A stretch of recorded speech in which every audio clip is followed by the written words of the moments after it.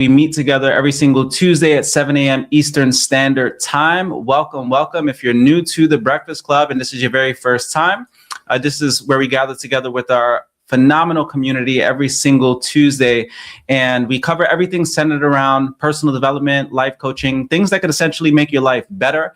Every week is something different. And this week we're going to be covering, you don't need a new plan, you need a new standard. So we have a really great session lined up for you guys. And if you all don't mind, drop a comment. Let us know what city you are tuning in from this morning. Let us know if you're tuning in from this side of the pond or the other. I know we have people who tune in from all over the world. So drop a comment. Let us know what city you're tuning in from, as well as if you're on right now with us live, drop an L in the comments. If you're watching the replay, drop an R.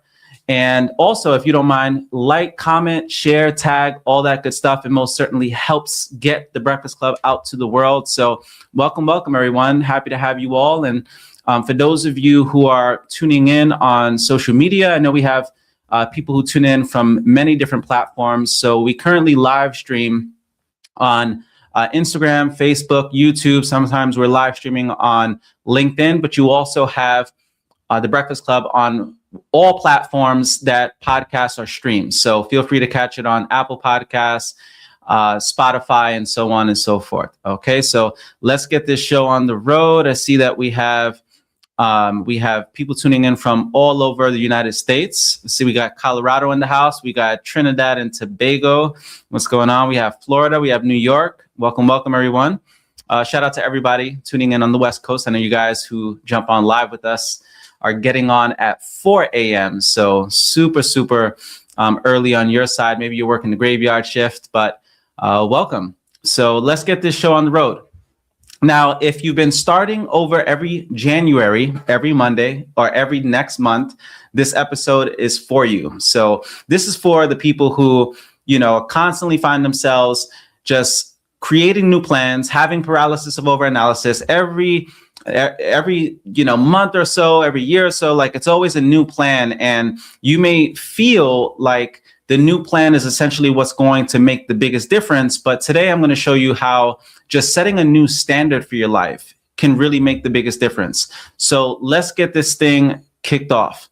I have some fun facts and life hacks that I'll be sharing throughout this session. The very first fun fact is studies show 80% of New Year's resolutions fail by February. So here we are at the end of January. One thing that I can tell you is that these years go super fast.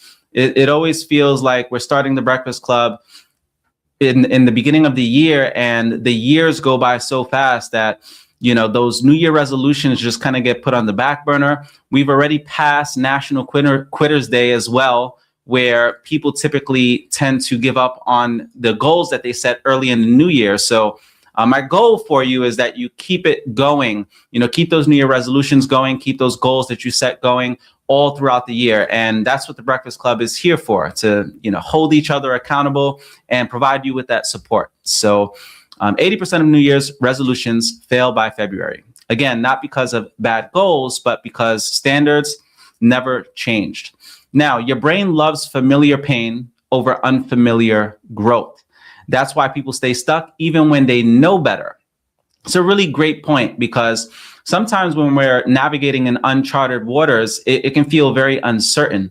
It could feel a bit scary because we're not used to it, right? It's like the good old saying that we'd rather settle for the devil we know than the devil we don't, because it's familiar. The life of comfortability, the life of security is very familiar. And when you're going into uncharted territory, your brain is signaling danger because it's unfamiliar. So that's a really great point, that the brain loves familiar pain over unfamiliar growth, even though the growth is ultimately what will lead to your happiness and fulfillment.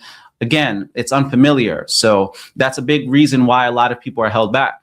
Now, motivation spikes are chemically similar to sugar highs: fast, exciting, and short-lived. So motivation is interesting.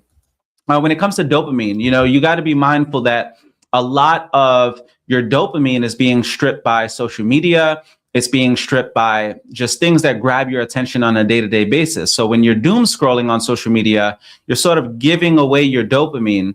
And the way dopamine works is there's a baseline, right? So whenever you have a dopamine spike, let's just say you're doing something that is bringing an adrenaline rush, or you're doom scrolling and you're getting these hits of dopamine. And the more you use up that dopamine, the more you get those spikes, what happens is your baseline sort of raises, and it becomes more and more difficult. It becomes more and more difficult to get that dopamine. And this is why a lot of people oftentimes who are addicted to drugs, they oftentimes go to even more extreme drugs, because in order to get that high, they have to essentially do things that are far more extreme. So you got to be mindful of how the dopamine works in your body and your brain and all of that, because it will affect your energy levels. It will affect your motivation. And again, motivation, it's like that sugar high. So it ends up coming crashing down. And sometimes when we set these goals, we get all excited, we get motivated. And the thing about it is, eventually it just kind of comes down. And what do you have in place, right? What guardrails do you have in your life to ensure that you still follow through? And this is a big reason why whenever you set goals, you want to reinforce those goals with as many things as possible that can help support them and help you even push forward on the days you don't feel like it. So for example, with the Breakfast Club, for me, I've been very consistent over the last over 5 years now online. So I've been doing the Breakfast Club now for around 10 years because I used to do it in person, and it was like almost every single day. And then when I transitioned to online almost 6 years ago, we still stayed consistent every single Tuesday. But a big reason for that is because the community, the accountability, showing up for you guys is a big motivating factor.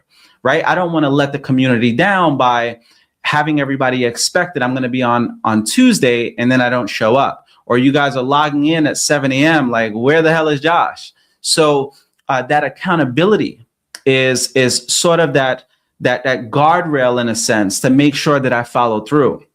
And it's the same, like if you have, for example, a workout partner, you're far more likely to do those workouts because you don't want to leave your workout partner hanging, right? Your workout partner is like, hey, where are you? It's 8 o'clock, and I got things I've got to do. So you're far more likely to follow through. Or even if you invest in something, people who pay attention.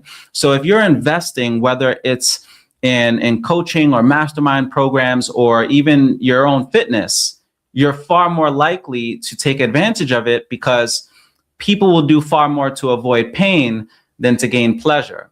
And the pain of letting your money go to waste is going to be the very thing that pushes you forward. So once you have an understanding of this, then you can put those guardrails in place to ensure that you follow through. And one of the best guardrails that I can think of are your standards. Your standards for your life, things that are an absolute must. You see, you don't get your shoulds in life, you get your musts. And this is important to understand because when you have things that are a should, a lot of those shoulds are easy to do, right? Like I should get to the gym. It's not very difficult to just drive to the gym and get in there, maybe psychologically, but in theory, if you're just driving there, it's not very difficult. Like if you're writing a book too, writing a page, right? The act of doing the very thing is oftentimes not very difficult, but it's easier not to do. That's the issue. It's easier not to do. So we find ourselves in a space where we should do these things, but they're not a must. And that's the very reason why we don't. Those shoulds become a must when you ultimately you create an identity for yourself. Like for me, I identify as someone who's always been fit, right? And you could probably say, oh, well, you've got a good metabolism or it's genetics, right? That could be part of it, but I can assure you that if I never went into the gym, I would look very different than I do right now. So it's not all genetics, 100%. And I know because I've gone like during COVID, there was a long stretch of time where I didn't exercise, and I was not very happy with the way that I was looking. So it's because me being in shape is a must. I can go 3 days without working out and I feel off. And I'm not sure how many of you can relate to that. When you're so accustomed to exercising and then you go 3 or 4 days, and fitness is such a big part of your identity, where you start to feel off. And that's the guardrail, right? Because you start to deviate off track, and maybe you have that North Star, you're in alignment, you're on track, but then you kind of dance in the dark a little bit and you deviate off track, and naturally you're going to feel that pull back to getting on track because it's such a big part of your identity. I remember my mentor would oftentimes say that one of the most powerful forces in the universe is a human's personality's desire to be congruent with who it believes it is. So who do you believe you are? If your identity is being a really great mom, for example, then a lot of your behavior is going to center around that, a lot of your actions, right? So you have to do the identity work. You have to go through a paradigm shift if you're going to ensure that these new goals are actually executed on. Okay, so next we have a really great life hack, and that is, instead of asking, what should I do? Start asking, what do I no longer tolerate? This shifts your brain from planning to identity. You see, you've got to get so, like, if there's a habit in your life that it is destructive to your life, it is destructive to your health, it is destructive to your work. If there's a specific habit, you have to get to a place where you're so disgusted with going back to that habit, where the very disgust is what propels you to stay on track with your new identity. You have to get so turned off. And I'm not sure how many of you can relate to being in a relationship, and that relationship was so toxic that the pain of going back to a situation like that is the very thing that it keeps those guardrails from you ever going back to any other alternative. It's just like, no, I've wore that shirt and it was so painful that I refuse to ever go back. It's those never again moments. And many of you can probably relate to even a time in your life where you went through financial hardship and you remember the pain of going through financial hardship. And that is your never again moment, where you're just like, there is no way in hell I'm ever going back to that. Some people need that never again moment when it comes to, even, let's just say you want to make that great leap into entrepreneurship and you want to let go of that 9-to-5 that you hate. And you need that never again moment. Maybe it's your boss disrespecting you, or maybe it's your coworker, right? Just doing something or saying something that harms you, or saying something that is disrespectful or whatever. And you're just like, I'm not putting up with this. Never again. Maybe it's them not giving you time off and you had a loved one pass away. I remember my job. I literally, I worked on the water, and my grandfather had passed away, and I had obligations to work on the water. And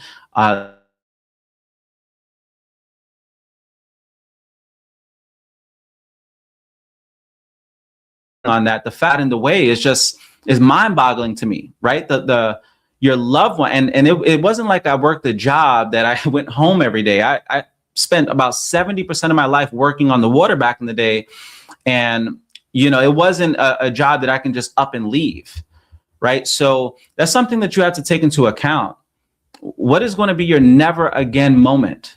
Do you need a never again moment to ensure that you never go back to, where you were? I remember hearing about a Fortune 500 executive who was a woman, and they were asking her about her journey to success. And she had mentioned how she used to be a stay-at-home mom and she was dependent on her husband. And there was a moment in time where her girlfriends were going out for some Starbucks and she needed some cash. So she went to her husband and she was like, hey babe, I need $10. I'm going out with the girls. And the husband was like, what do you need $10 for? And the disgust that she had in that moment, the fact that he would even question, what does she need $10 for, was her never again moment. And that was the very thing that pushed her to become independent and get her job and start a whole new career and put herself in a position where she never had to rely on anyone ever again, because of the disgust of having to even feel so low, right? How she felt in that moment. That was her never again moment. And sometimes it's like that in relationships. You went through such a toxic relationship and you say, you know what? I'm never going back to feeling the way that I felt. Or you oftentimes see people start getting on the treadmill, right? They start exercising after a breakup because maybe the person that they were with left them for somebody else, and they're like, they felt so low that they're just like, never again will I allow myself to lose myself or to not feel my confidence or to feel the way that I feel. So whenever you're in those seasons, embrace them, because they can be very useful. When it may feel like despair, it may feel like loss, but if you channel it the right way, it could be the very thing that propels you to becoming the person that you were born to become. So next we have goals versus standards. Okay, so remember this. Goals are temporary, standards are permanent. Goals are temporary, standards are permanent. And standards are essentially the very thing that's in alignment with your identity. And by the way, if you guys aren't taking notes, class is in session, y'all. Make sure you take some notes. We're a note-taking community, as we oftentimes say. And it is important to take notes because you're going to retain a lot of the information, so much more, right? The likelihood of you retaining 90% of this is slim to none if you do not write it down. So make sure that you take notes. And one of the biggest joys of my life is whenever I come across someone that I meet and they show me notes that they have taken on their Breakfast Club sessions that they've been on, and they've got these thick books of just notes that they've taken for year after year after year. And I always, it brings a big smile to my face, because it just, it shows how serious someone is about their personal development, about changing their lives. Okay, so here we go. Goals are what you want. Standards are what you accept. Goals are what you want. Standards are what you accept. So good and so true. Because think about it. You may have a goal to lose 20 pounds, but you may have a standard that you're never going to be over 20 pounds. Which one do you think you're much more likely to stick to, right? When you have that standard where it's a must, that there's no way in the world that I'm going below that, this is my threshold, you're going to be far more likely to preserve that than just to have a ordinary goal where it's just what you want. So this is the difference between shoulds and must. Mentor of mine would oftentimes say that people, they fall into the habit of just having things be a should in their life, and they end up shoulding on their life because everything is a should and it's not a must. And you have to make that distinction. What is a should in your life and what is a must in your life? And those must become your standards. Now, remember this, you don't try to brush your teeth. Brushing your teeth is a standard in your life. You don't have to think about it. It's sort of like unconscious competence. You can wake up and you're naturally going to brush your teeth. Why is that? Because having a stink breath and yellow teeth, that's just not a part of your identity, right? It's a standard. Like, no, I'm not about to be walking around with a stink breath and yellow teeth. So brushing your teeth is a standard. Having a fresh breath, clean mouth is a standard in your life. Think about this. You don't try to show up to work. It's expected. You just go to work. You don't, there's no like, oh, do I really feel like going to work today? Unless you got some PTO or something like that, or sick days, maybe you're like, okay, I'll take today off. But at some point in time, if you keep taking too many days off, you're probably going to get let go. So it's expected that you just go to work, no matter how you're feeling. You can literally be on 3 hours of sleep, but you're going to get your butt up to work because you know you got to pay them bills. You've got to take care of your family. So you just show up to work. It's a standard, right? And think about this. When was the last time your dreams were a standard in your life? When was the last time your dreams or you putting in work towards what you're looking to create? When was the last time that is an expectation? It's like, no, I'm not compromising here. I'm going to do a little something today to get myself closer to my dreams. And why don't we do it? Because these things are easier not to do, right? It's so much easier not to do. There's no consequence to not following through. You see, the things that oftentimes are standards in our lives, the things that are a must in our lives, oftentimes there's a consequence to not following through. So for example, there's a consequence if you don't brush your teeth. It's going to be a pretty bad consequence. You don't want everybody walking around talking about how bad your breath is, right? There's a consequence to that. There's a consequence to, let's just say, even eating unhealthy. You do it long enough, the consequence is the way that you feel about yourself, right? Not feeling confident. So there's a consequence also if you don't show up to work. It's like you're going to get let go eventually. And then you're going to be in a position where you can't pay your bills. So the thing about dreams, the thing about goals, oftentimes there's not a strong enough consequence to not following through. So this is a big reason why with my line of work and coaching, I oftentimes put an accountability fine for clients not following through. And that's a reason why 99% of my clients who put goals in place, they follow through on them, because the pain of having to pay that fine is far greater than the pain of executing on what they have to do. Hopefully that's making sense, y'all. If this is making sense, if you're getting value so far, drop a V for value in the comments. Now, high performers don't rely on mood, they rely on standards. It's not doing what you feel, it's doing what you know. Now, yeah, you may sometimes feel extra motivated and inspired. And in the words of Jim Rohn, you want to act when the idea is hot and the emotion is strong. You want to maximize on those moments where you feel fired up. Maybe you just drank some coffee and you're ready to go. And yeah, it's great to double down or triple down in those moments. But how do you show up when you don't feel like it? That's the difference between doing what you know and doing what you feel. So my mentor would oftentimes say that. He'd say, do what you know, not what you feel.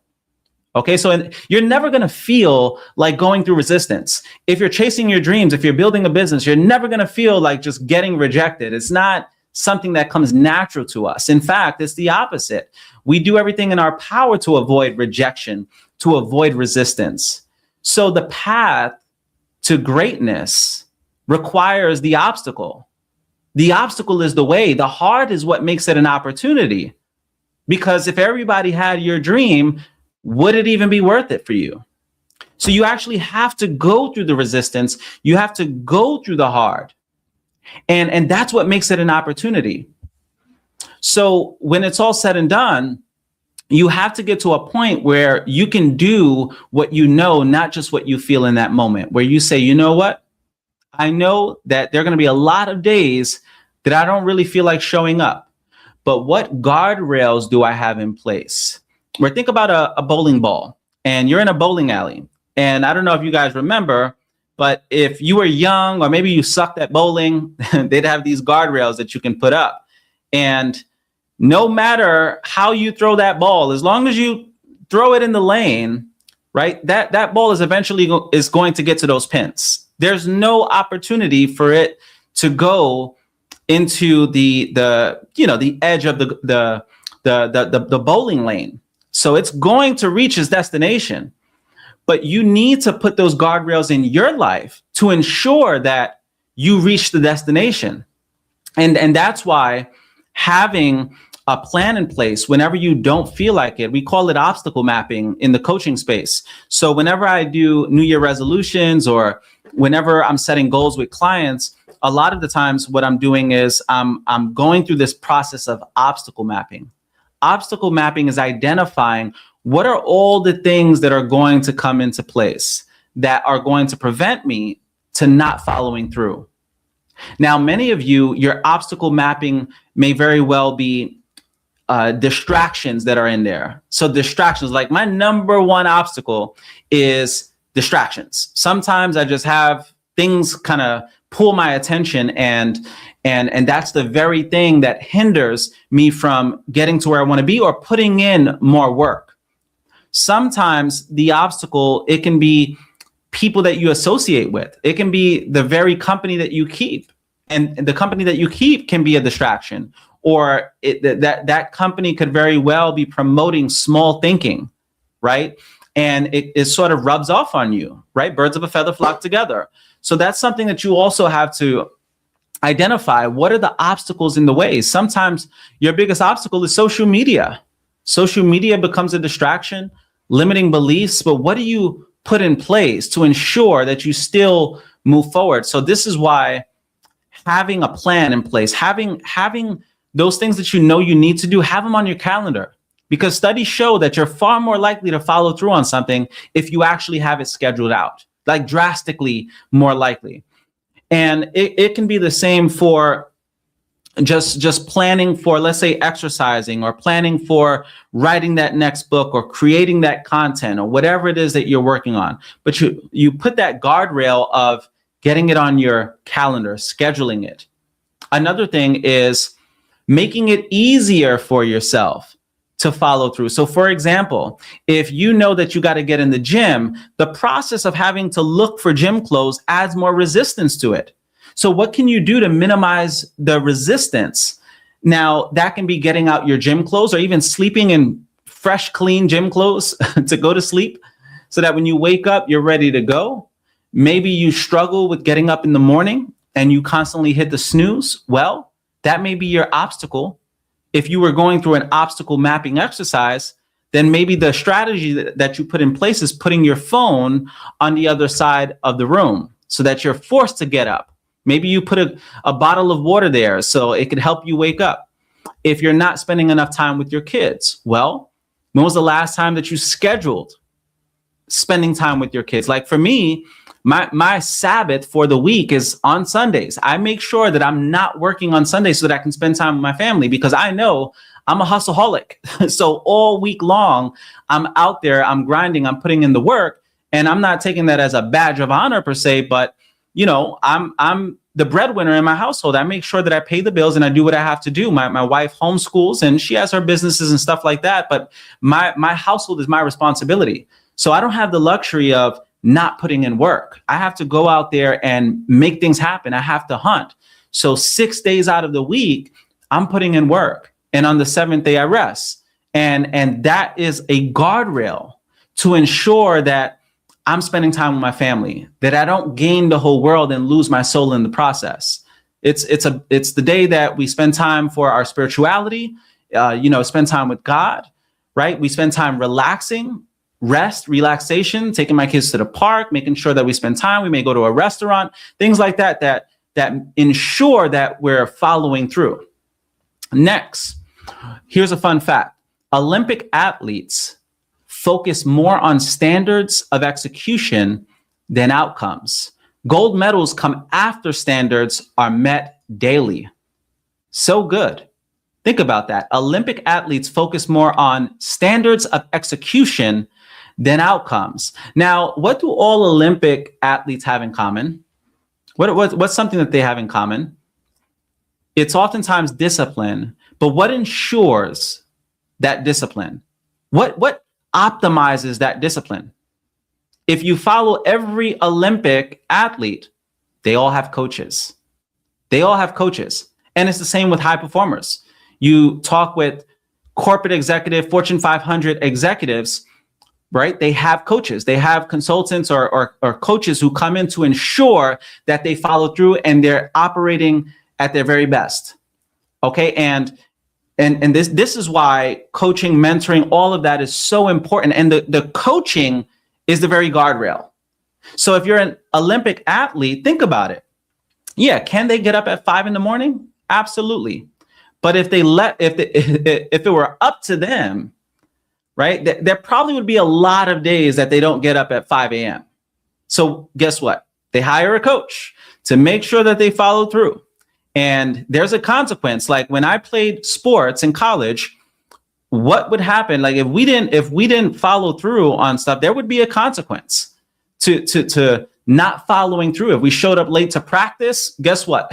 They had us doing all kinds of crazy workouts directly after. There was a consequence to missing practice or not showing up to practice, right? That may have been extra laps that we had to run after practice, after we were already tired, right? We used to do these bear crawls and crab walks and all kinds of crazy exercises that we had to do as a consequence. Okay, but those are essentially guardrails to make sure that we're doing what we're supposed to be doing. So here's another great life hack. Create minimum standards, not maximum expectations. So for example, your minimum standard may very well be working out 20 minutes, minimum 20 minutes. So I love this hack here because it makes me think of just my personal life. So my minimum standard, for example, going to the gym is like, I need to get in there at least 3 to 4 days out of the week. However, I'm not in there 2 hours, 3 hours. Like most of the time, it can be as little as 25 minutes, right? I'm in and I'm out. However, I still meet that minimum standard for myself of just ensuring that I still get into the gym, right? I also go for walks. So my walks are an average of 3 miles a day. Like I'll just go out and me going out for walks is another way that I just keep myself healthy. So I may not get much weightlifting in, but I at least stay mobile and I stay active. Another minimum standard may be reading a minimum of 5 pages a day. So there may be some audiobooks that you can listen to. It can be 10 pages a day, 5 pages a day, but what's your minimum standard for your personal development? What's your minimum standard when it comes to your spiritual life? So for me, it's connecting, praying, meditating every single day. That's a big part of my life. Or praying before meals. It's anchored in my daily schedule. Or I don't even look at praying or meditation as like something that is a schedule at this point, or it has to be scheduled because it's so ingrained in my day-to-day life. And it's the same with praying before meals. At least if you pray before meals, it's always anchored in. So even if you get caught up in the busyness of life, anyone can take a few seconds to just pray before a meal. So what are those anchors? When it comes to business, it can be one uncomfortable action per day. So I remember in one of my businesses, it was making sure that I reached out to a minimum amount of people. I remember we would have these 9x9 challenges where we would reach out to 9 people by 9 p.m. every single day. Like that was our minimum standard throughout my sales organization. And then I remember like there were seasons where we weren't going so aggressive, but at a minimum, I'd ensure that I would at least reach out to one person. I'd do something every single day to get me an inch closer to the goal line. But what is your minimum standard? You see, for some of you, you may be in a relationship and maybe you don't have a minimum standard, for example. What if your minimum standard was going out for a date or spending quality time with your significant other every single week? What if that was the minimum standard? What if the minimum standard was just showing your appreciation every single day, right? Just something like that. So there has to be some kind of a baseline to ensure that you're not neglecting any of the important areas of your life. So it may be the important areas, like I love compartmentalizing the important areas by the 5 Fs. You guys hear me talk about this all the time: faith, fitness, family, fortune, fun. So a minimum standard for your faith, like I mentioned earlier, maybe prayer, meditation, scripture, going out in nature, whatever's your thing. A minimum standard for your fitness may very well be working out 3 to 4 times a week or going for a walk. Or maybe it's something with going into a sauna, right? For your mental health or whatever. That may be a minimum standard. Now, when it comes to your family, your minimum standard may be taking a Sabbath once a week where it's a day off where you spend that quality time with your family, okay? Or taking your kids to the park once a week, whatever it is. Then for your fortune, that's how you go about building your wealth. Your minimum standard could be, let's just say, paying yourself first after every paycheck. Okay, or maybe tithing is a part of your wealth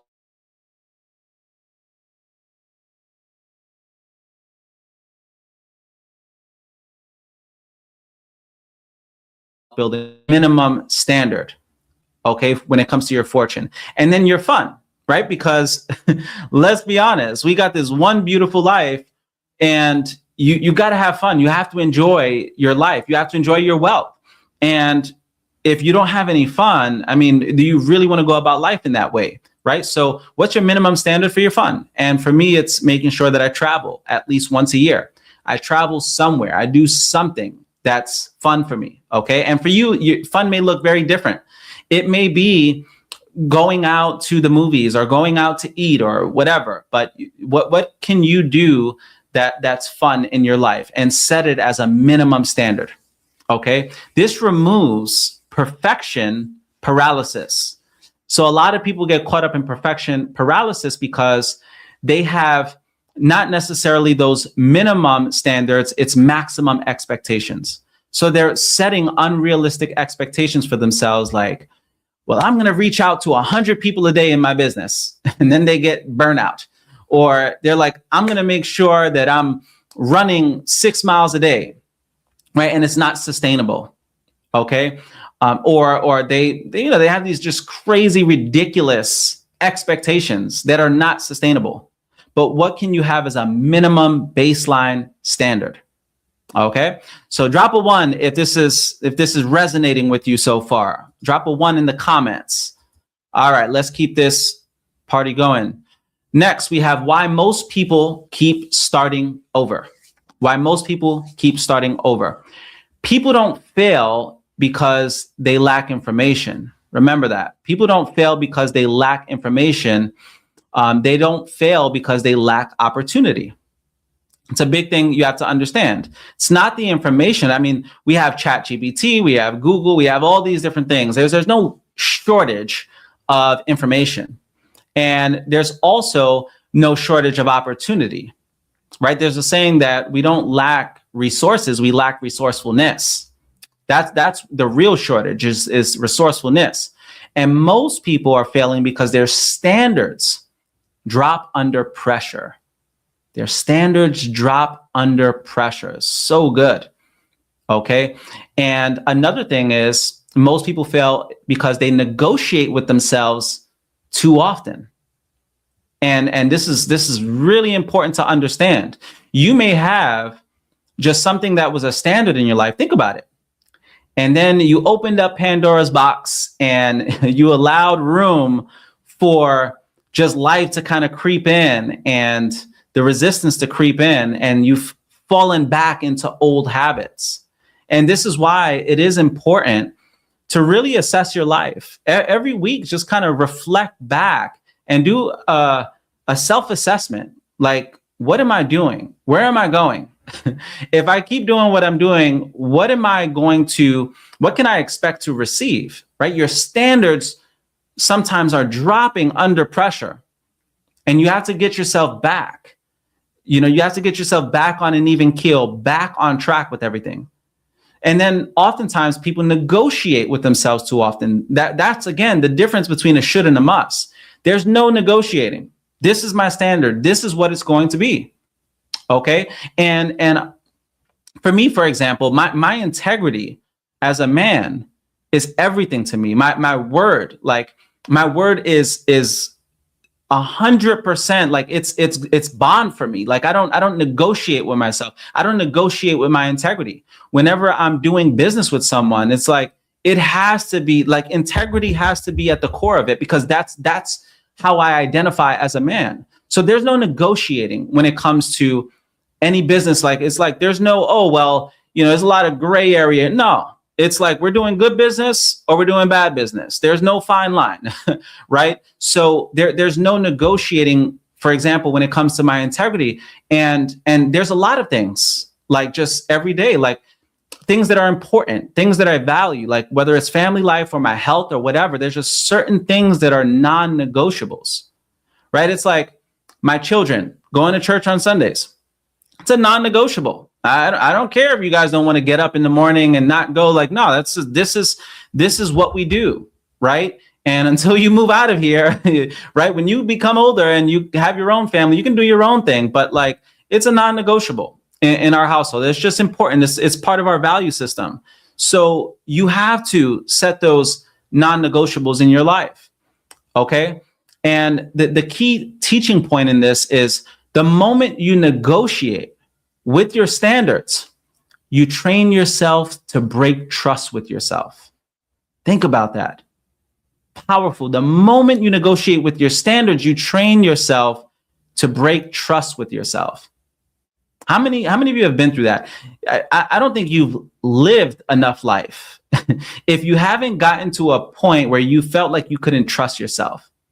Like, I think if you've lived enough life, you've danced in the dark enough, you've got, at some point in your life, you've gotten to a point where I don't know if I could trust myself and following through, right? And you have to have those hard conversations with yourself, okay? And because we all fall into that from time to time. Sometimes you're doing good and life just starts lifing and you revert back to old ways. And the big thing is not to beat up on yourself. Like, we're human. You're not a machine. We are human beings, and we all fall short from time to time. And you have to give yourself some grace. Okay. And here's a really great fun fact. Your brain releases dopamine, not when you succeed, but when you keep promises to yourself. When you keep promises to yourself, when you do the hard thing, that's what it's all about. And remember, there's a baseline to dopamine. So whenever you do the hard thing, it sort of lowers that baseline so that you can experience dopamine even more, right? And that's the power of doing hard things, is you get this surge of motivation. You ever do something that you know is good for you and you have this surge of energy? It's because you're doing the hard thing. It's like now you have dopamine and you're encouraged to do more hard things. That's why the obstacle is the way. The obstacle is the way, because the more you do hard things, the more you tell yourself, I can trust myself. I can do hard things. I can do another. I can do another. But the more you fall short and you fall into comfortability, then again, it's harder to break out of that, right? Because you don't have that dopamine to help you. Okay. So super important to understand. It's like whenever you do things that are shallow, whenever you do things that are not good for you, like just doom scrolling, an hour, 2 hours, 3 hours. Now, if you're doom scrolling for comedy and that's part of your self-care, just laughing, right, for an hour for the day, I'm not talking about that. I'm talking about just the doom scrolling where you're sitting there like a zombie going through brain rot, not, not really living life. You're just consuming social media, right, for just whatever you're consuming it for.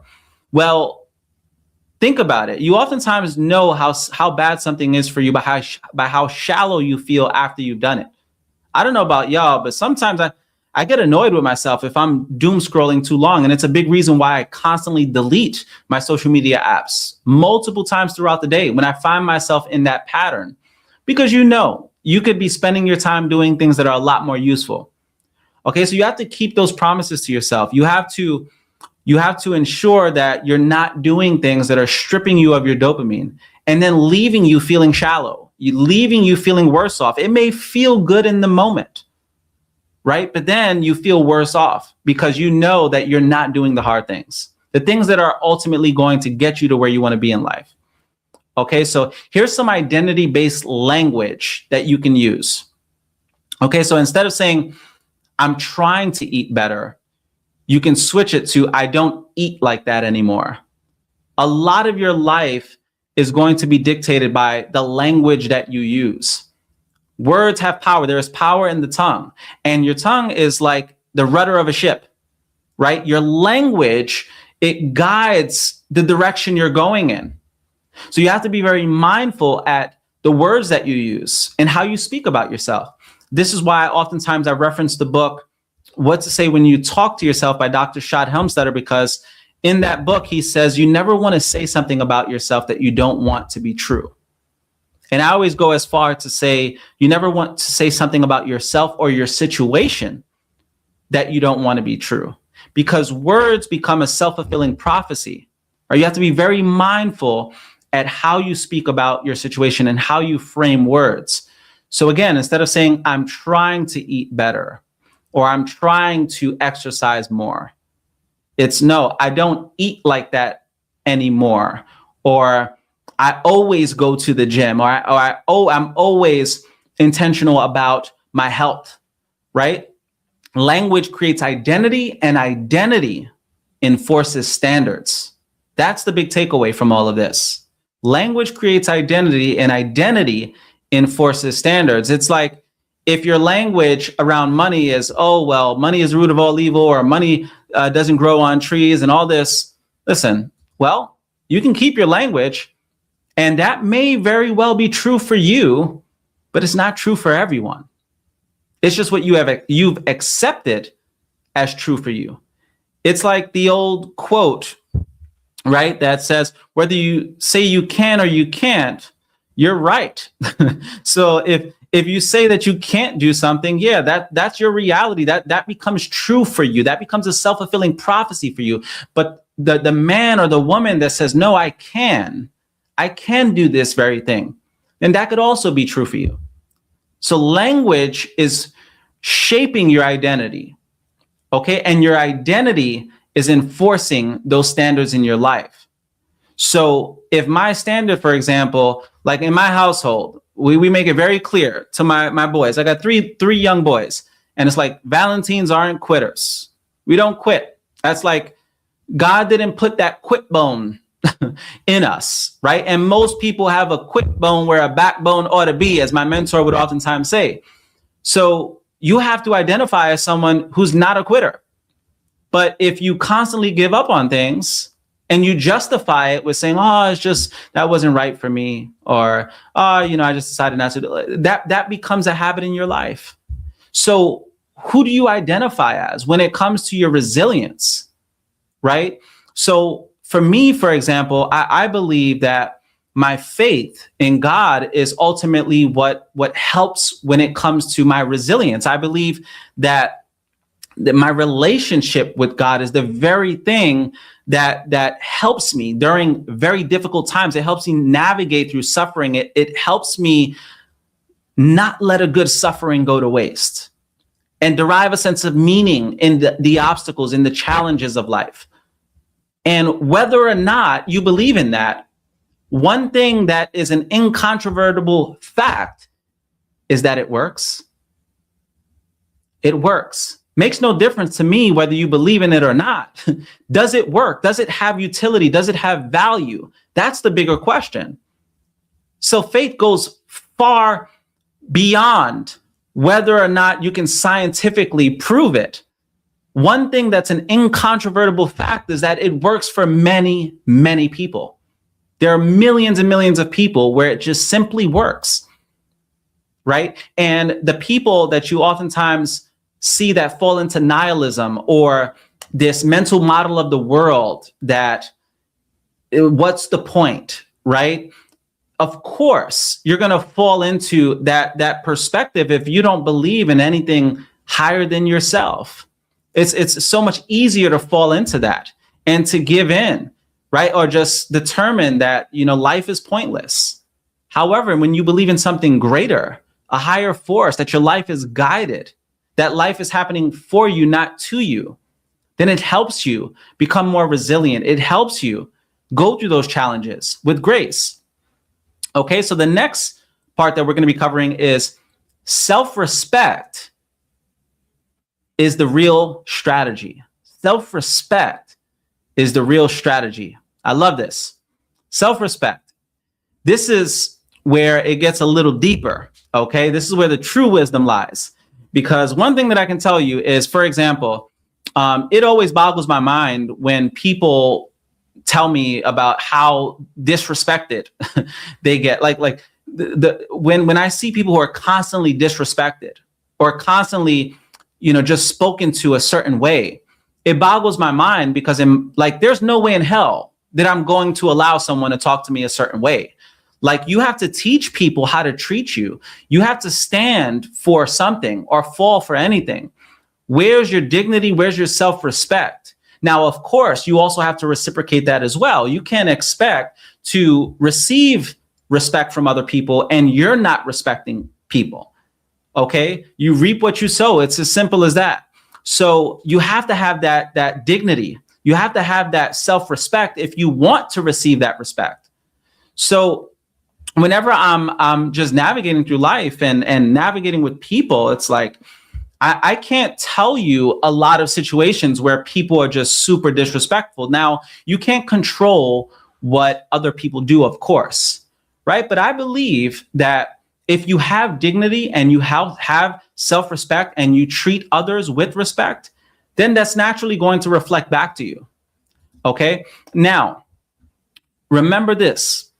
Standards are not about discipline. They're about self-respect.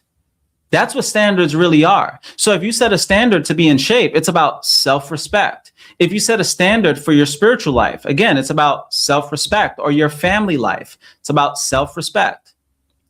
That's what it's about. Like, for me, a lot of people, I've done a lot of great business with people over the years, and many times people will invest in my business over the years. I'd get people who would invest, really good friends of mine, people who've known me for a lot of years, because my asset, right, was self-respect for a lot of years. It's the discipline. It's following through. It's being a person of integrity. You're not going to be seeing me out there, drunk and acting a fool in front of other people, because there's that self-respect. I don't want to shame my family by acting a certain way in public or making a fool out of myself. It's about self-respect. That's where the standards really kick in. So think about this. Think about the relationships, for example, that just drain you. When you truly have self-respect for yourself and your life, and you truly treasure your life, then you're not going to allow people to consume your life. You're not going to allow those energy vampires to get into your life, because you just have too much self-respect. Or undercharging for your skills. Listen, y'all, I am unapologetic about, I tell people all the time, when people reach out to me about coaching and consulting, I let them know right from the beginning, I'm not cheap. I'm just letting you know. Like, I have people all the time reach out. That's one of the first things that I say is like, look, the moment they ask for my pricing, I'm not cheap. But you know what? You're getting the best. You're getting the very best. And I'm going to be able to deliver on whatever it is that we're working on, right? Whatever I say that I'm going to do, I'm going to follow through. And that's why I charge what it is that I charge. I'm unapologetic about it, right? Because I know that I can solve the problem. I know I have that self-respect in myself, that I'm going to show up on time every time, and I'm going to over deliver on what I promise on. Okay? That's self-respect. So there's no undercharging. No. You see, when it comes to a lot of the top brands in the world, Rolex is not giving you a discount. You're not going to find a Lamborghini on a Black Friday sale. You're not going to find Apple products on Black Friday sales, right? There's no discount. There's no walking into those stores asking for 10% off. No, they know their value, right? There's a high standard for those specific brands. There's just certain brands you're not even going to find on a commercial. Why is that? Because the people who purchase those products ain't on TV. They're not watching TV. Why? Because they have a lot of self-respect. And not to say that people who watch TV don't have, I'm not saying that they don't have self-respect now, but if you're watching TV for over 3 hours a day, I don't know. Unless everything else in your life is working out exactly how you want it to, but you probably shouldn't be consuming that much television or that much social media all day long. A lot of the people who purchase the luxury goods, they're out there working. They're out there grinding. There's no time to just be sitting around lounging on a couch, binge watching television all day. Okay? So the ads that you're watching on television are for people who typically are couch potatoes, who are just sitting there all day. Now, don't get me wrong. I'm not going to sit here and tell you like I don't watch Netflix from time to time. I have a Netflix account, but guess what? That's more of a reward. Like I watch Netflix after the job has been done, not as a lifestyle. Okay, because there's work that needs to be done. Okay. Another thing is avoiding hard conversations. A lot of people are passive aggressive. A lot of people fall into just not willing to have those hard conversations. And guess what? Those are like cuts that continue bleeding out. It may not be a gaping wound, but it's a cut that continues to bleed. And if you do not heal that cut, you will bleed out. And hard conversations are like that. You have to get around to the hard conversations. And the more you prolong it, the more you bleed the more you bleed out. That's what it is. So you have to be willing to have those hard conversations. Whenever I have like any kind of confrontation in business or anything like that, I'm one of those people. I'll knock on your front door. I'll go straight to your house and it's on site. It's like, what's up? What we got going on? I don't know. Like, not everybody's built like that. But how many of you can relate to that? If you have problems, you're not trying to let it linger in your mind. You're not trying to wait till next week. You like going straight for the kill, knocking on that front door. Like, what's going on here? What we got to talk about, right? I'm one of those people. And I find that it's so much better to just kill the monster before it grows. Do not let it fester and grow over time. Get straight to it. Next, we have letting emotions run your day. Living by your emotions and not by your logic. You're like an emotional roller coaster. It's just, you know people like that in your life where they're just so emotionally volatile. You don't really know which direction they're going to go. Okay. You have to get your emotions under control. That has to be a standard in your life, that you're not going to allow emotions to run you. Now, here's a powerful reframe. What you tolerate becomes your normal. What you tolerate becomes your normal. There's just certain things that you need to make sure that not only you don't tolerate from other people, but you don't tolerate from yourself. Super important. So here's another great life hack. Do a tolerance audit and ask these three questions here. Number one, what am I allowing that costs me energy? What am I allowing that costs me energy? I know for me, one of the things that come to mind immediately is too much social media. Sometimes I do pretty good, but sometimes like I catch myself again being sucked into the vortex of social media and it takes my energy. Okay. Sometimes it's conversations with loved ones or friends that are just too damn long. And by the end of the conversation, you have no energy. You guys know exactly the type of people that I'm talking about. Those energy vampires, right? Costing you too much energy. But what are you allowing that costs you too much energy? Sometimes it's just going back and forth with people who are toxic and you have no energy after that. Okay. So that's another big one. The second question is, what am I pretending doesn't bother me? What am I pretending doesn't bother me? That's so good.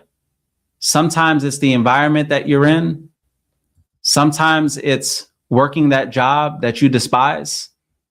And you're like, oh yeah, it's fine. It's not that bad. No, it's bothering you. Working a job that you're not unfulfilled in, or working under a boss that you just don't like working under their leadership, right? Yeah, it's a paycheck, right? But it's bothering you. And you probably should put a plan in place to move forward with your life and have the courage. Okay, don't justify it with, oh, well, it's paying the bills. Like, no, start the process of changing your circumstances if you don't like it. And the third question is, what would my future self stop tolerating immediately? What would my future self stop tolerating immediately? It's so good. So the three questions, once again, for those of you in the back of the classroom who didn't take notes, what am I allowing that costs me energy? Number 2 is, what am I pretending doesn't bother me? And number 3 is, what would my future self stop tolerating immediately? So good. If you guys are getting value, drop a comment in the comment thread or drop a V for value if you're still getting value here. Okay. By the way, quick pit stop. I've been running these 5-day challenges with our community. They're one-on-one challenges where you get to work with me for an entire week. Okay. One-on-one with me personally. And we pretty much work on whatever project that you're currently working on. So again, some of you have these big projects, these big goals, and they're easy to do, but they're easier not to do. And you need that extra accountability. You need that guidance. You need that corner man, right? Not a yes man, a corner man, someone that's going to be there to help you get from where you are to where you want to be. And you probably have never worked with a personal one-on-one coach. In fact, 99% of the people that I know have never worked with a coach. And one thing that I can tell you is that the world's elite performers have a coach for the very reason that they get a lot more done. And their performance is so much better, okay? And that's why they invest in coaching. So the reason why I mentioned that is because I've been running these 5-day challenges for the last 2 months, and I've gotten to work with a lot of you guys, and it's been such a joy working with you. It's 5 45-minute sessions over the course of a week, and we're working on whatever project you're working on. So whether it's losing weight or whether it's, let's just say, working on that podcast or becoming a public speaker or working on your business, growing your business, whatever it is, I'm going to be there coaching you one-on-one, okay, for an entire week, and really great value. And if you want more information on that, just DM me the word challenge right now. Like, don't wait, because I have a standby list of people that want to work one-on-one. I can't, there's only one of me. So I only have a limited amount of hours that I can dedicate to this. But every month for this year, I've committed to opening up a few slots. So you may not get around to it for this week or next week or even a couple of weeks. But at least if you're on the standby list, we can get you on the lineup for some time throughout the year to do it. So it's been really, really fun. Working with so many of you. It's the very first time I've ever done this since starting out with coaching. I've never worked with people on a 5-day challenge one-on-one before. So it's been really great, and it's been nice seeing a lot of your transformations. So with that being said, let's get ready to bring the plane in for a landing here. The next part is how to raise your standards without burning out. How to raise your standards without burning out. Okay, so here we go. Rule number 1, raise standards in one area at a time. Don't stretch yourself thin, just doing the most and having information overload or brain overload and overwhelming yourself with so many different things. Focus on one area at a time. So maybe you raise your standard with your health. What is the new standard for you? So one of my standards, my kids always reference it, like, I don't eat desserts. I don't eat sweets. It's just been my standard. And not because I don't necessarily like sweets. I don't know. It's just at some point in time, I realized that, yeah, this isn't like real food and it's not healthy or whatever. And I understood how sugar basically, creates fat in your body and all of that. And I don't know, it just, at some point in time, it just became very dissatisfying. The idea of eating sweets and desserts and all of that. And I get it. For some of you, you're like, there's no way in hell I'm ever giving up sweets. And that's okay. It doesn't necessarily have to be the sweets. Maybe it's smoking cigarettes. Maybe it's doing drugs, whatever it is. But what is a standard? One area of your life. And if it's health, what can you implement? I know one of the things about me as well is I'm very intentional about my sleep. So I'm not one of those people that are burning the midnight oil and neglecting my health and living off of 3 hours of sleep. There's just no way. I believe in the power of rest. I believe that sleep can be a superpower, right? If you go about it in the right way. So sleep is a priority for me as well when it comes to my health. Okay, so that can be a standard that you raise. Let's say it's money. What if your new standard is paying yourself first? What if your new standard is tithing? What if your new standard is diversifying your income, or always being on time with your taxes, or always ensuring that you have adequate health insurance or life insurance? What if that's the new money standard for yourself? Or what about relationships? What if the new standard is you always let's say kiss your spouse or whatever before you leave to work. Or maybe the standard is connecting with your spouse once a day, or your significant other. Or maybe it's celibacy, right? Up until marriage, which can be super valuable as well. For a lot of people, right? Maybe you don't believe in the idea of shacking up with someone and waiting till marriage till you move in with someone. Maybe that's a new standard that you set for yourself. Or the idea of like, you know what? If I'm not going to be engaged for 10 years, like if that man wants to marry me, like he needs to get to it, because right, that's a standard for your life. It's always interesting to me, like when people are engaged for like 10 plus years, like what are you waiting for? Right? Why? Like, what was the point of getting engaged? Like, you know, if you're putting the ring with the intent, or giving the ring with the intention of like, hey, we're gonna get married, right? So, what is that standard, right? What is that standard for you? Okay, and I get it. Marriage is not everybody's thing, right? But when it comes to your relationships in general, what is going to be that standard? Maybe it's the way someone treats you. That becomes your new standard for your relationship. Okay. Maybe your standard is making sure that you have a man that opens up the door for you when you're going on dates. Maybe that's your standard, but you have to stand for something. Maybe you have some standards on personal growth. What is it going to be for you? Investing in yourself, taking the time to read or listen to the audiobooks. But what's one area this week that you can raise the standard on? If you guys don't mind, drop a comment on one area that you plan, not that you like, but one area that you plan on raising the standard in this week. Okay. Rule number 2, attach standards to systems, not emotions. Attach standards to systems, not emotions. It's so good. So I always refer to the daily method of operation, your DMO. That's how you go about your day every single day. And what about your day clearly indicates that you have standards in these important areas of your life. So, for example, before I get my day started, there's always some kind of prayer or meditation. That's part of like my system, okay? Me putting in work for my business or my businesses, that's part of my system. Me exercising for the day, that's part of my system. So for you, you have to ensure that you update your software. If you're running on outdated software that's no longer conducive to your overall well-being, then you may have to upgrade your system for how you operate. Okay, so it could be the same wake-up time. It could be the same morning routine, same weekly reflection. But what is your system? Now, here's a fun fact.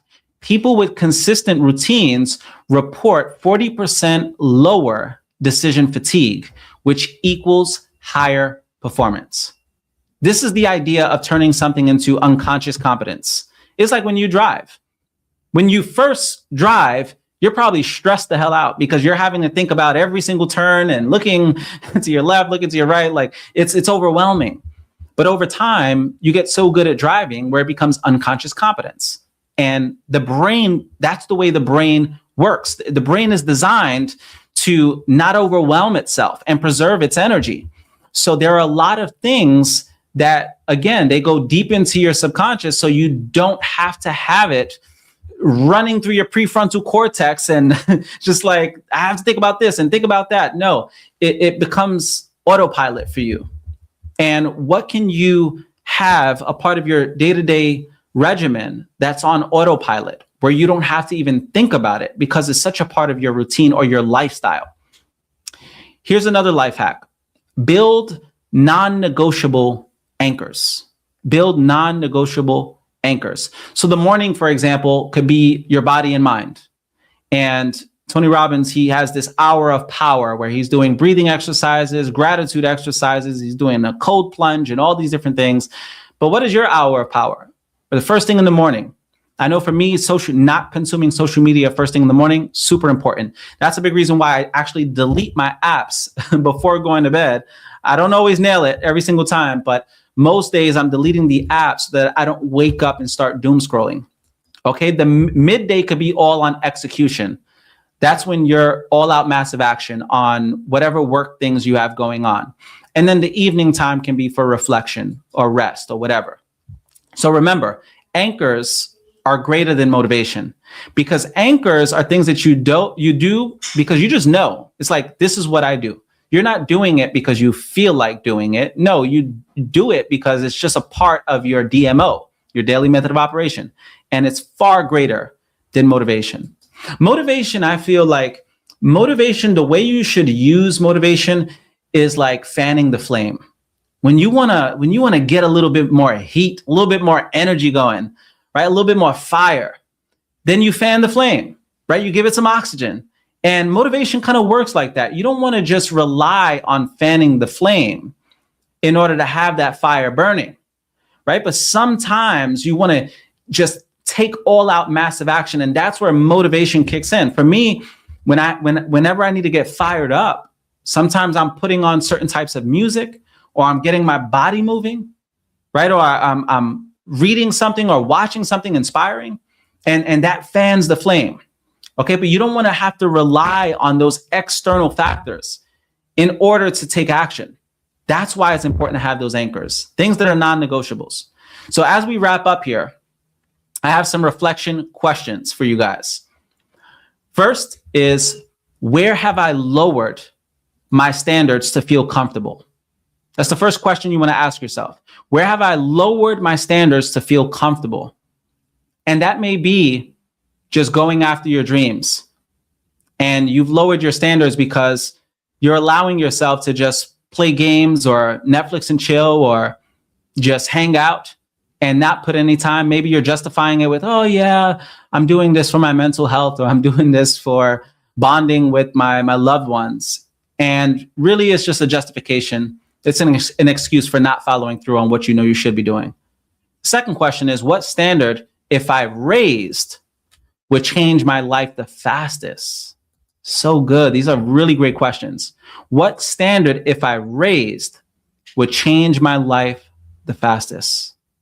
And last question is, who do I become if I stop negotiating with myself? Really, really powerful. So to wrap up those reflection questions, where have I lowered my standards to feel comfortable? What standard, if I raised, would change my life the fastest? And who do I become if I stop negotiating with myself?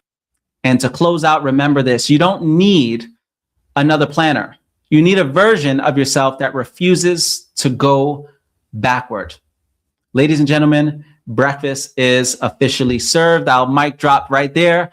And I hope that you got value out of this. If you got a value from this segment, like, comment, share, tag someone who can get value. Subscribe to the YouTube channel if you guys haven't. You could also follow me on Instagram at The World Traveler.